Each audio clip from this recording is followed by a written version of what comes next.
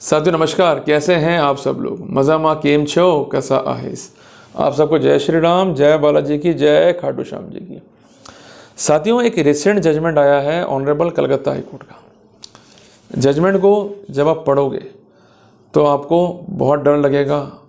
संभावना इस बात की कि आपके रोंगटे भी खड़े हो जाएं, और खड़े हो भी क्यों ना। मामला ही कुछ ऐसा है। कोर्ट ने कहा कि मेंटेनेंस के लिए अब ये ज़रूरी नहीं कि शादी को प्रूव किया जाए।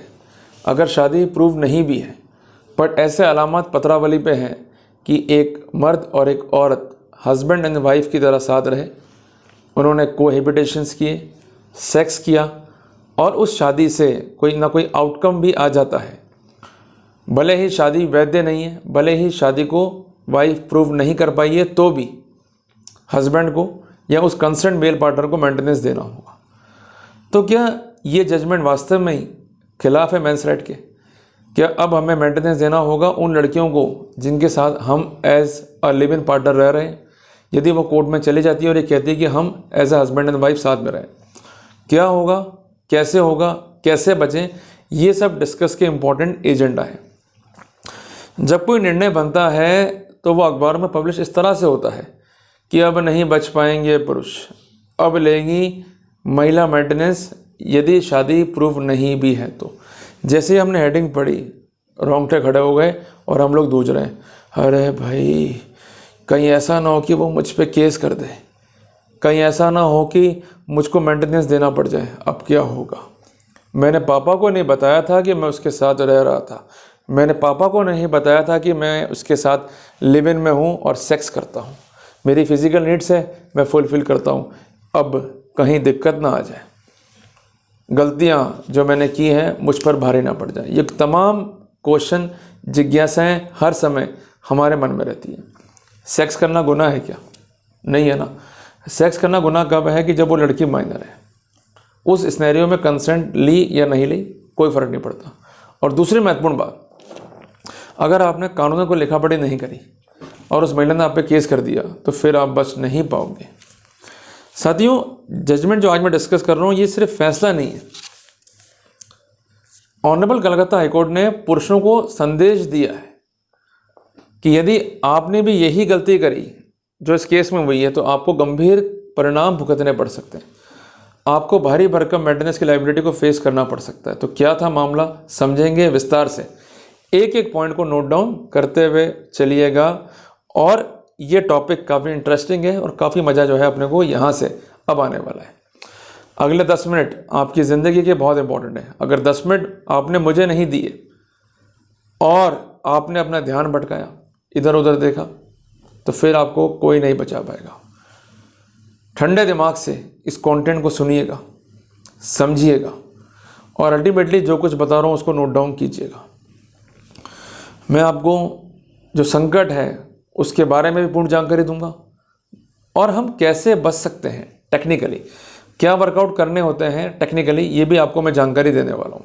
साथियों, हर केस के अपने अपने फैक्ट्स हैं।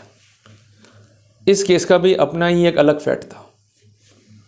एक लड़की हाई कोर्ट पहुँचती है और उसका कहना यह है कि उसके साथ जास्ती हुई है। वो कहती है कि एक लड़के से उसके संबंध थे, शादी भी की, सेक्स भी हुआ, बच्चा भी हुआ, और उस हस्बैंड ने उसे और उसकी बच्ची को सड़क पर मरने के लिए छोड़ दिया। वो दर दर की ठोकरें खाते रहे और किसी ने उनका साथ नहीं दिया। मजबूरन कानून की मदद लेनी पड़ी, और जब कानून की मदद ली तो कानून ने कुछ समय साथ दिया, पर अल्टीमेटली कानून के रक्षक ने ही उनका साथ छोड़ दिया और ये कह दिया कि चूंकि तुम कंसर्न व्यक्ति की वाइफ नहीं हो, और अगर वाइफ हो तो तुम इस फैक्ट को प्रूव नहीं कर पाई हो, तुम्हें मेंटेनेंस नहीं मिलेगा। ये कहानी है उस ऐसे व्यक्ति की कि जो मुरक्ता करता गया कानूनी एंगल से और अल्टीमेटली फंसता गया, और एंड में आकर जो लायबिलिटी कोर्ट ने तय करी वो बहुत भयावह थी, और अल्टीमेटली एक छोटी सी गलती कितना बड़ा पैनिक कॉज कर गई एक पुरुष को, ये भी जो है समझने की बात है। साथियों, ये लड़की जो है कोर्ट को स्टोरी नरेट करना शुरू करती है। वो स्टोरी क्या थी समझिएगा। ये कहती कि मेरे पिताजी और जो कंसर्न लड़का है उसके पिताजी अच्छे दोस्त हैं, एक ही गांव में रहते हैं। मेरे पिताजी ने कंसर्न लड़के के पिताजी से पैसे उधार लिए, पैसे ब्याज पे लिए थे, और ब्याज देने के लिए ये लड़का जो है हमारे घर पर आता था। इसने मुझे देखा, मैंने इसको देखा, और हमारे बीच प्यार डेवलप हो गया। और कहते ना, प्यार किया नहीं जाता हो जाता है, हो जाता ना भाई, किया नहीं जाता हो जाता है, हो गया।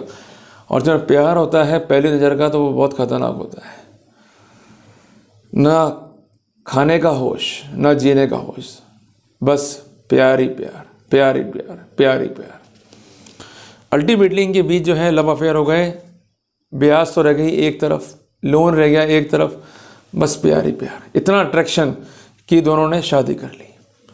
शादी करी 10/9/2006 को। ये कॉन्टेंशन था लड़की का। उसका कहना कि मुझे मालूम था कि ये लड़का प्रीवियसली जो है मैरिड है, मुझे मालूम था कि इसने अपनी पत्नी से तलाक ले लिया है, और संबंधित कोर्ट ने डिक्री भी जो है पारित कर दी है। तो ऐसे सिनेरियो में मैं इसकी सेकंड वाइफ नहीं हूँ, मैं इसकी लीगली वेडेड वाइफ हूँ। ये है इस केस का क्लिंचिंग पॉइंट, इसको नोट डाउन कीजिएगा। अगर केस ये होता कि पहली वाइफ एग्जिस्ट कर रही है और उसके अस्तित्व में रहने के दौरान सेकंड मैरिज परफॉर्म हो जाती, तो ये मैरिज सेकंड मैरिज नहीं होती, उस लेडी का स्टेटस क्या होता, कॉन्क्यूबेन का। पर चूंकि यहाँ पर मैरिज ही डिसॉल्व हो चुकी थी, तो ऐसे सिनेरियो में वो एलिजिबल थी शादी के लिए as per section 5 of Hindu marriage act 1955।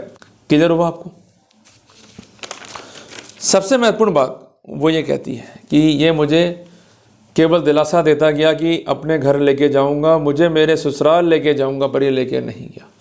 जी मेरे साथ सेक्स करता था, मैं भी सेक्स को एंजॉय करती थी, मेरा बच्चा ठहर गया, मैं गर्भवती हो गई। जब ये बात मैंने अपने मेल पार्टनर को या पति को बताई तो अल्टीमेटली वो बहुत निराश हुआ।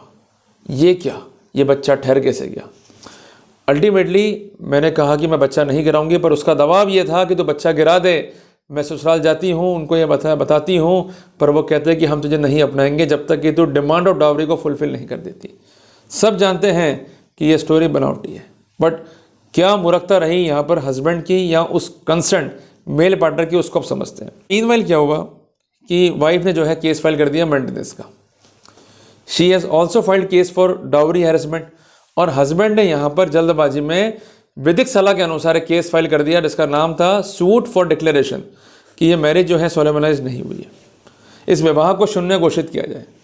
उसको लगा भाई ये केस तो मैंने कर दिया, अब मैं जीत जाऊंगा, पर ये दाव बहुत भारी पड़ गया। ये दाव उसको अपनाना चाहिए नहीं था, क्योंकि अल्टीमेटली ये केस जो है रिजेक्ट हुआ और सिविल कोर्ट की डिग्री बनी, और ये डिग्री जो है भारी पड़ गई हस्बैंड के लिए, क्योंकि सिविल कोर्ट का जो फैसला होता है वो बाइंडिंग होता है क्रिमिनल कोर्ट्स पे, ये आपको मालूम होना चाहिए। ट्रायल कोर्ट ने मेंटेनेंस अलाउ कर दिया, ये कहते हुए कि स्ट्रिक्ट प्रूफ ऑफ मैरिज की जरूरत नहीं है, पर एडिशनल डिस्ट्रिक्ट जज ने मेंटेनेंस को सेट असाइड कर दिया वाइफ के हद तक, कि नहीं भाई मैरिज तो प्रूव करनी होगी। फिर ये मामला जो है हाई कोर्ट गया। वाइफ ने बताई अपनी स्टोरी, वही स्टोरी जो मैंने आपको बताई है, और हस्बैंड ने कही अपनी स्टोरी। उसका कहना है कि ये महिला को मैं जानता हूँ, हमारे बीच संबंध थे, सेक्स रहा, पर अल्टीमेटली ये बच्चा मेरा नहीं है, ये महिला से मैंने विवाह नहीं किया, और इसने बच्चे का जन्म पंजीकरण पत्र प्राप्त करने के लिए फर्जकारी करी, मेरे साइन गलत तरीके से कर डॉक्यूमेंट तैयार किए, but there is no case of that intention. उसका कहना कि मैरिज ही स्टैंड नहीं है, और सेक्शन 103 इंडियन एविडेंस एक्ट में ये बर्डन उस पक्षकार पे है साबित करने का उस फैक्ट को जिसको वो असर्ट कर रहा है।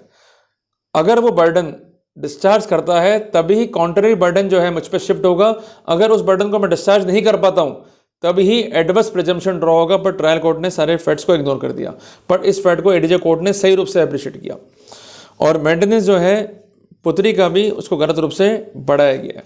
अब साथियों, जो भी फैक्ट्स सर्कमस्टेंस हमने भी देखे, तो क्या कंक्लूड करा आप लोगों ने कि दो गलतियां बहुत भारी पड़ी। कि पहली बात, जब ये लोग रहे as a husband and wife, और इन्होंने as a husband and wife रहकर कोएबिटेशन करा, तो ऐसे स्थिति में कोर्ट जो है मैरिज को प्रिज्यूम कर सकता है। ये बेसिक जजमेंट है वर्ष 2003 का ऑनरेबल सुप्रीम कोर्ट का। क्लियर हो गया आपको? और इसके अलावा कोर्ट ने स्पष्ट किया, if a man and woman are living together as husband and wife, in that scenario strict proof of marriage is not required for the purpose of maintenance case. And apart from that, civil court में जो बंदा गया, ये व्यक्ति, उसने जो case किया, ultimately case तो बाहर गया, बट सिविल कोर्ट ने क्या लिख दिया कि ये महिला जो है लीगली वेडेड वाइफ है, बच्चा जो है लेजिटिमेट है। हो गया नुकसान।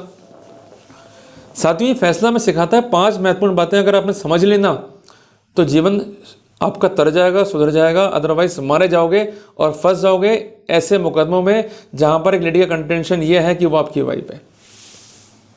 मेंटेनेंस देना या नहीं देना वो एक बात का इशू हो जाएगा, पर अगर वो वाइफ प्रूव हो गई तो ऐसे सिनेरियो में जो आपकी अदर लाइबिलिटीज़ हैं वो भी आपको फुलफिल करनी होगी और अल्टीमेटली वो आपकी प्रॉपर्टी में भी क्लेम कर सकती है उस कॉन्टेक्स्ट में।